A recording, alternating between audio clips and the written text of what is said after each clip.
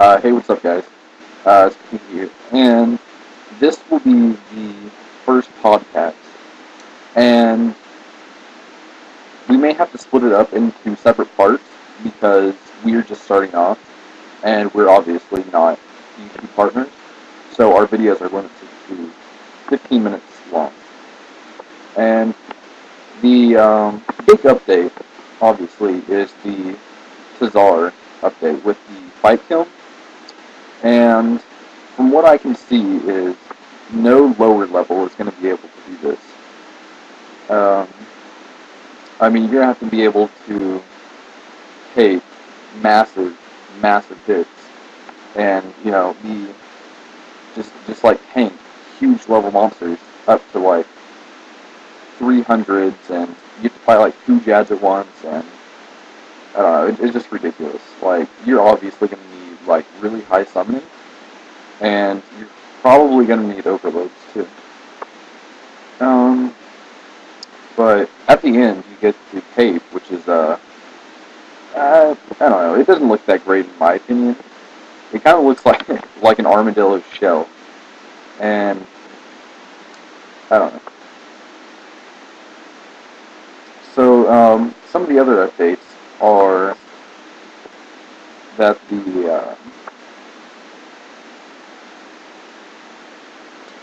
the carnival is coming out, and I went over to Django and I got the little chicken pelican hat, and I'm not really sure what this supposed carnival was all about. I saw nothing there, honestly. But in the news section, it says it's party time in Rio as people from around the world don their headdresses and masks in readiness for a week of carnival madness. We're getting in on an action with a week's worth of carnival flavor. Um, so I guess Jagex is just like trying to reach out to more of the world's population, possibly, and because this is obvious, it says it's in Rio, a Rio Carnival, and so most players would have no idea what's this about. But I don't know, maybe it's going to draw some more attention to Runescape, and I don't know. The headdress itself looked kind of silly in my opinion. You basically had like a chicken on your head, and it was just kind of weird. You can change it from like a blue to a pink color. Uh, in other news, there's a new forum Q&A from Mod Mark, Mod Adam, and Mod Steve W. And basically, what this is saying is I think they're gonna start. I'm gonna start taking questions from people, and I don't know. You can go on the forums and post your questions. And I don't know, they should possibly answer. I don't know. They're probably gonna have like a lot of people commenting on that. But yeah, another big update this month was the potion class, and I don't know. It seems really helpful, especially with the new fight kiln coming out. And yeah, basically it lets you hold up to 6 doses in a flask instead of 4 doses in a vial.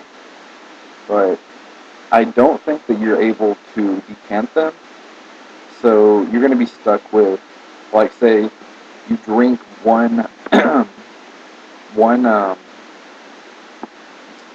one sip of one of your potions, right? And then say you're done with your Slayer task, and you have a flask with 2 doses of both of those in it, right? But you're not going to be able to fill that back up or decant it into another one. So basically, you're going to have like a bunch of flasks sitting in your bank with different amounts of potion in there. And like obviously, like say you're going to go into the fight zone, you're not going to take a bunch of potion flasks with one dose of overload. That'd be a waste of space. And so I think they need to fix that probably, and make it to where, like, say you can pay the guy in the GE to decant them for you. You know, so you can't just like take advantage of it and like say when there's one dose left, you can't like decant more into there and just save your money on the flask. So I don't know, that could be one. Or say maybe they could make it to where if you're going to decant it into another flask, it has to be from another flask, and it would have to empty the one that you're filling, or the one that you're emptying, completely, so that one would be destroyed, and so you can't take advantage of the decants. You know. But to get the potion flask, you have to speak to Rutmir in Rupewalk, and there's 3 requirements to start the potion flask. You have to have 81 mining to mine the new ore, red sandstone. You need 89 crafting to make the flask out of the sandstone, and you must have completed the As a First Resort quest. So most people don't have 89 crafting, I don't think. And but you can go in the GE and buy them from there, although they are quite expensive right now. I assume they'll probably be cut in half in price. It'll probably be about like 1K each, 1.5, around there. So that's about it for the pollution flask. But says in other news, the Seal of Passage is now a lunar isle teleport once a day, which is pretty cool because I think we all hate having to walk there or try to find someone to tell you there for us. And they have a couple of kind of small updates. One of the most helpful is the Slayer, and it says Slayer-specific drops in Dungeoneering can now only be picked up by the player who dealt the most damage to the creature in the first 30 seconds. So basically, what that's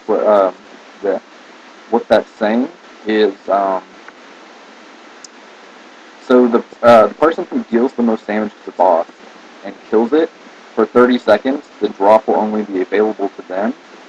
So that, like, say you have a person leaking and doesn't kill the boss at all, they're not going to be able to get the drop. And so it should be a lot more fair to the people that are actually contributing to the dungeon. Oh, a big update was the Figgy update. And what they did was they limited the amount of Figgies that you can have to only 5. And if you have Figgies in your bank already, you're gonna have to use all those before you're gonna be able to get more. And what they did was, after you say you used all your Figgies and you went to go get another one, and you finally got one Figgy, right? The chances of getting a second one would go down dramatically. And then say you finally got another one, and you're going for a third one, it would also be like far less likely to get the third Figgy, and it just keeps decreasing the chance all the way up to the fifth Figgy. So I think what most people are going to do is they're just going to use all their Figgies as soon as they get them.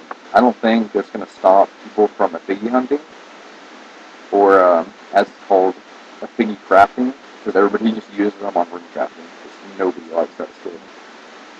And yeah, but let's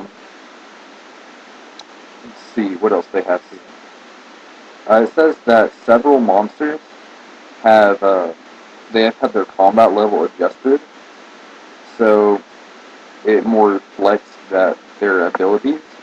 So say like there was a level 20 hobgoblin or something that dealt like it hit like 20s or something, they would change that to like a level 90 or something. But I don't think they changed the powers of the creatures at all, just the appearance of the combat level. So I haven't noticed any of them, so I don't think it's very common monsters at all. Um, and a big helpful update is all the untradeable potions, like overloads, you can actually stick them into a beast of burden now. And before, you couldn't stick them in your pack yak or anything. And so you had to keep them all in your inventory. And I think this is going to help out a lot for the fight film.